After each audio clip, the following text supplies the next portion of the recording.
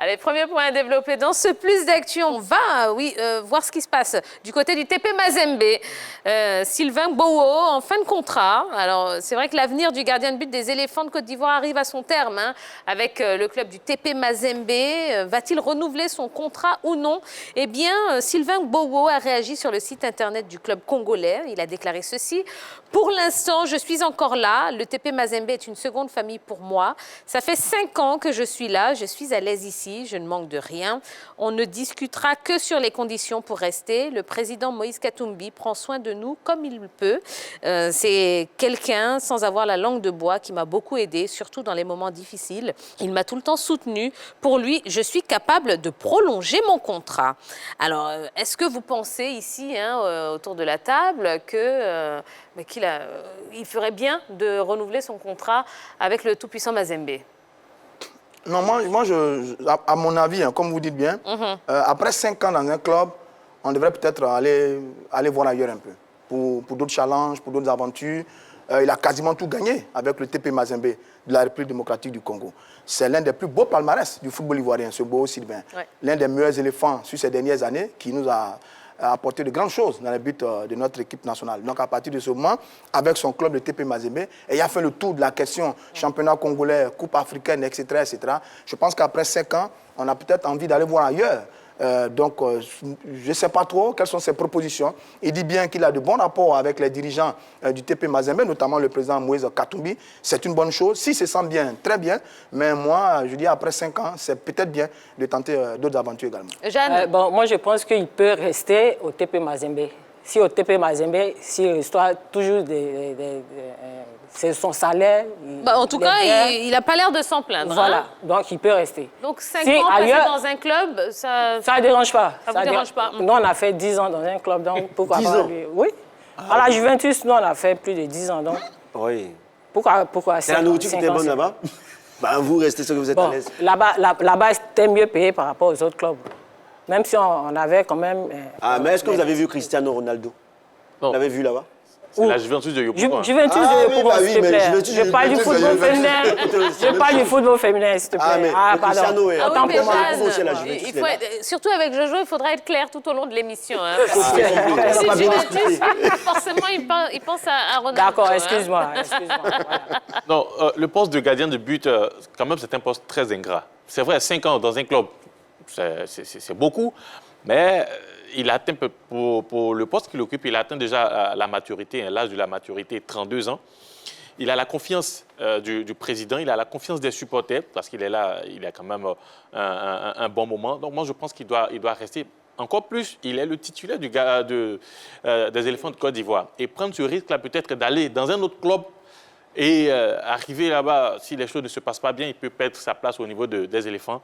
Donc, l'idéal pour lui, à mon sens, serait de prolonger avec le TP Mazembe. Alors, Gbowo qui dit qu'il veut prolonger pour son président, Moïse Katumbi. Vous comprenez que ce soit l'argument qui soit mis en avant dans sa déclaration? Oui, moi je comprends parfaitement. Voilà, je comprends parfaitement cet argument de Gbowo. Mais si ton président te fait confiance, moi je pense que tu n'as qu'à rester là et à observer comment ça va aller. Moi je suis quelque part, je travaille, mon directeur me fait confiance, et bien je vais travailler bien. Et puis je suis à l'aise. Je vais partir quelque part où je ne connais même pas le président. Et puis souvent les présidents ont des humeurs. Et moi aussi mon président n'a pas d'humeur envers moi. Il est content de me voir jouer. Et puis il pense que je peux exceller encore dans mon domaine. Pourquoi pas? Gbowo, il n'a que 5 ans. Cette année, il a commencé à apprendre bien, la rumba. Il a commencé à apprendre aussi. Merci. Oui. Alors, il n'a même pas encore fini d'apprendre le lingala, il est parti. La conclusion attendue qui est arrivée. Alors, mais je veux dire, c'est pas faux. C'est une belle reconnaissance à Moïse Katumbi, qui est un formidable dirigeant de club que tout le monde connaît sur le continent. Et donc, c'est bien d'avoir la confiance de son président. Mais je veux dire, en dehors de la confiance du président, c'est surtout les conditions de travail. Salaire, prime, plus toutes les mesures d'accompagnement. Oui. Quand tout ça est bien garanti, dans un bel environnement, avec la confiance du président, ça peut permettre de rester. Donc, c'est vrai qu'il aime bien son président, mais je pense que comme là, il est en fin de contrat et que les négociations vont s'engager avec ses agents, je pense qu'il fait du politiquement correct pour permettre au président de lui faire de belles propositions aussi. Mais ce n'est pas mal fait et mal dit de la part de Beau Sylvain. Eh bien voilà, on vous tiendra informé. Alors après la République démocratique du Congo, prenons la direction de l'Égypte. Et on va parler du Zamalek, qui est contre la reprise. Annoncé cette semaine, eh bien, la décision de reprendre le championnat d'Égypte divise chez les présidents de clubs. Pour Mortada Mansour du Zamalek Club Omnisport du Caire, eh bien, ce retour à la compétition ressemble plutôt à une déclaration de guerre. Ça, ce sont ses propres termes. Alors, qu'est-ce que vous pensez de la réaction du président du Zamalek, Jeanne? Pour la reprise... Oui, il est contre la reprise. Ah bon, moi, je pense qu'ils peuvent reprendre les championnats. En Égypte? Possible. Oui, c'est possible. S'il doit avoir tout ce qu'il faut mettre en place par rapport au coronavirus, moi, je pense qu'ils peuvent reprendre le championnat tranquillement. D'accord. Henri Jo?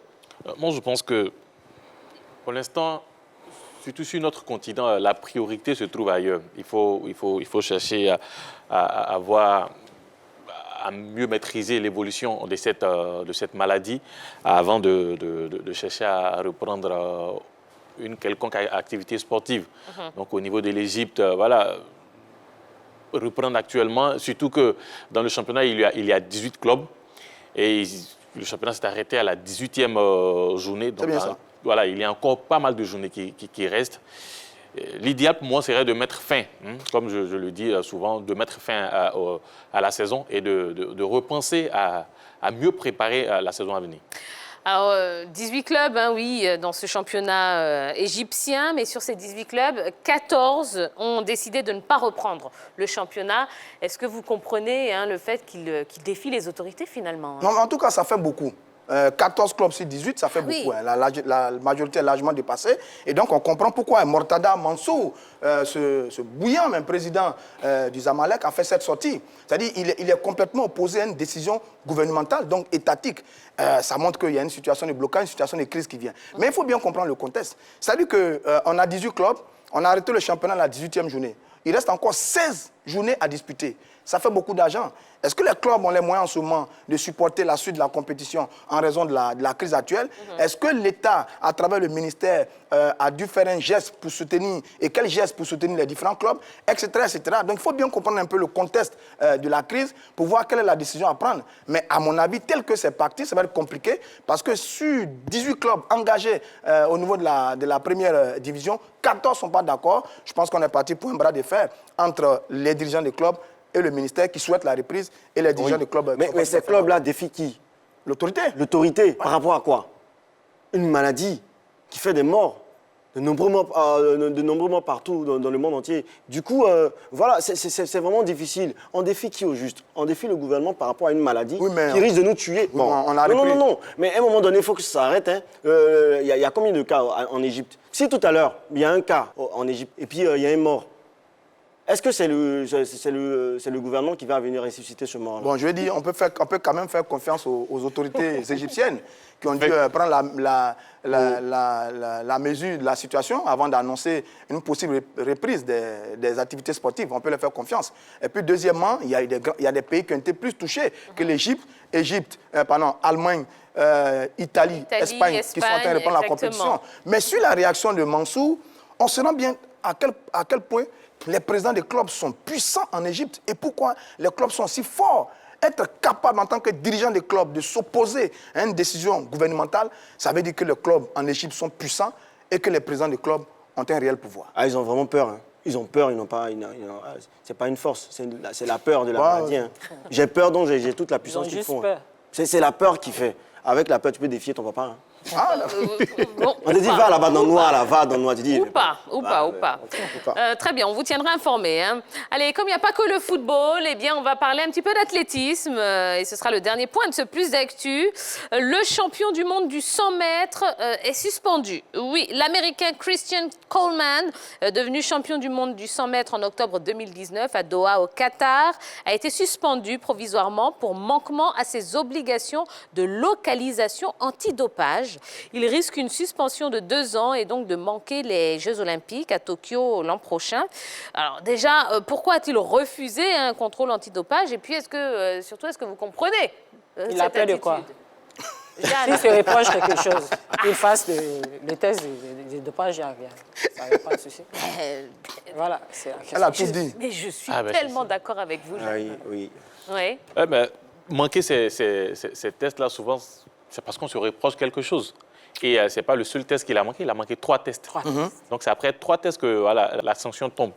Et mais bon, il le dit aussi hein, sur son compte au niveau des réseaux sociaux que bon, il dit l'agence a provoqué ces tests manqués. C'est-à-dire l'agent qui était censé venir faire le test, lui faire le test, est venu quand lui, il n'était pas là, il était au supermarché. Voilà, il y a une raison alors. Voilà, il était au supermarché pour des achats pour la fête de Noël. 3 fois.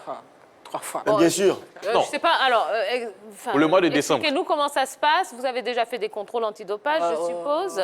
Non. Non, jamais. Bon, alors, est-ce que quelqu'un sait comment ça se passe? C'est-à-dire, Non, je veux dire... on prend rendez-vous, on Non, vient comme ça, sans oui, voilà, ça payer. ressemble à ça. Je veux dire, vous devez donner votre position à tout moment. Oui. C'est-à-dire que vous êtes régulièrement en contact avec l'agence, si vous devez vous déplacer ou pas. Donc, de façon inopinée, on vous rend visite et on fait l'examen. Parce que si on vous prévient, vous allez prendre des dispositions. Donc, on vous appelle soit à la veille, à un certain moment, et puis on vient vous visiter pour faire l'examen.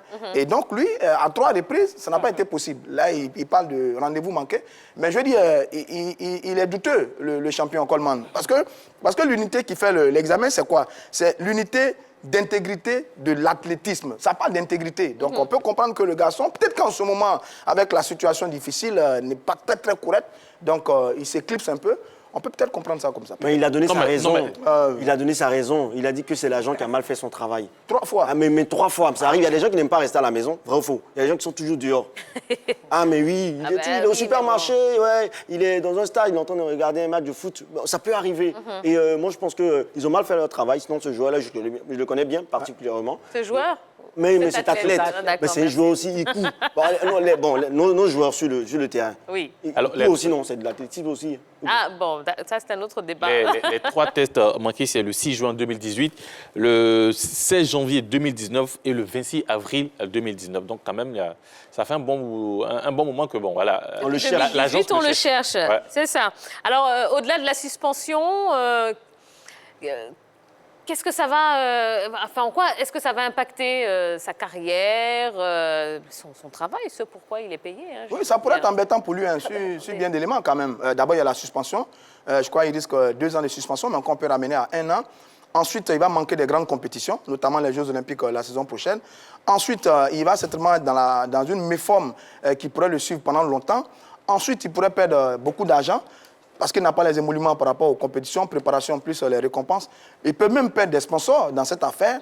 Et puis, voilà, s'il n'a pas un moral en acier, sa carrière peut prendre un coup. Parce qu'après ce type de dopage, sur plusieurs années, quand vous n'avez pas la possibilité de revenir au top niveau, vous pouvez prendre un coup. Donc, c'est toute sa carrière qui est en difficulté. S'il ne fait pas attention, le Christian Coleman, là, le nouveau champion du 100 mètres.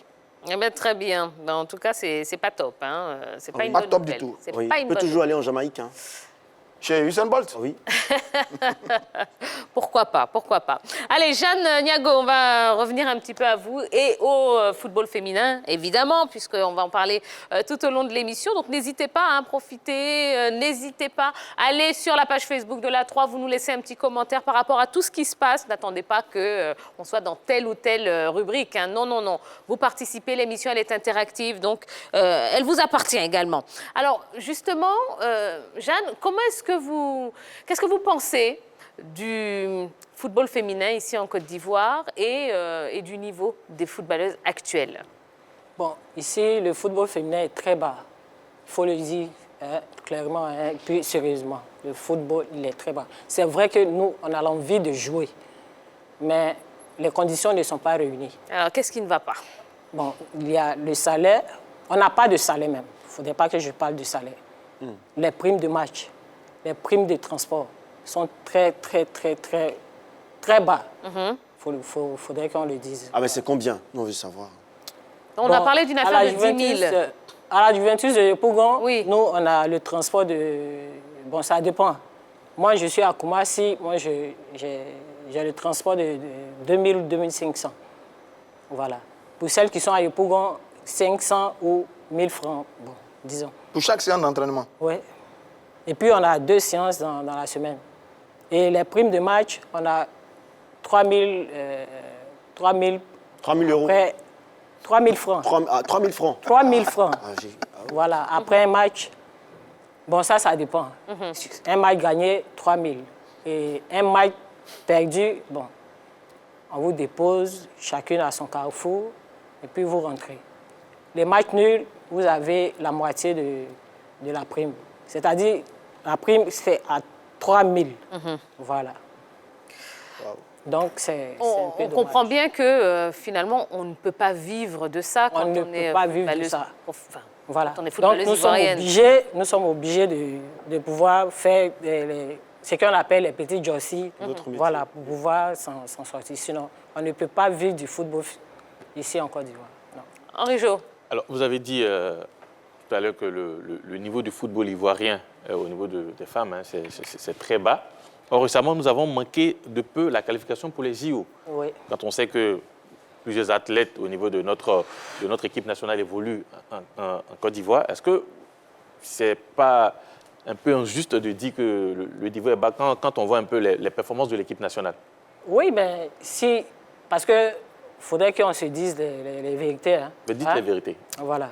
Si une joueuse doit s'entraîner pour aller jouer un match, hein, mais si les conditions ne sont pas là, est-ce qu'elles auront la force d'aller jouer? Il n'y a pas de force pour aller jouer. Hein? Faut quand même mettre des conditions, mais puis dites à la joueuse, voilà telle somme que vous pouvez avoir si vous gagnez un match. Ça motive, hein? Ça motive. Mais s'il n'y a pas de motivation, il n'aura pas de match gagné. Donc c'est ce qui est dommage. Voilà ce qui se passe dans le foot. D'accord, très bien. Allez, on va tout savoir hein, sur le football féminin en Côte d'Ivoire grâce à notre invitée de ce soir, Jeanne Niago, ex-footballeuse internationale. Si vous avez des questions à lui poser, bien profitez de ces quelques minutes de pub qui arrivent tout de suite pour lui laisser un maximum de questions, de messages, de commentaires sur la page Facebook de la 3. Et puis on va se retrouver dans un instant hein, puisqu'il y aura le débat qui concerne le football féminin. Pourquoi les femmes sont-elles lésées dans le football ivoirien? On essaiera de tout comprendre, hein. Il y aura le buzz et puis foot au féminin, mais ce sera juste après la pub.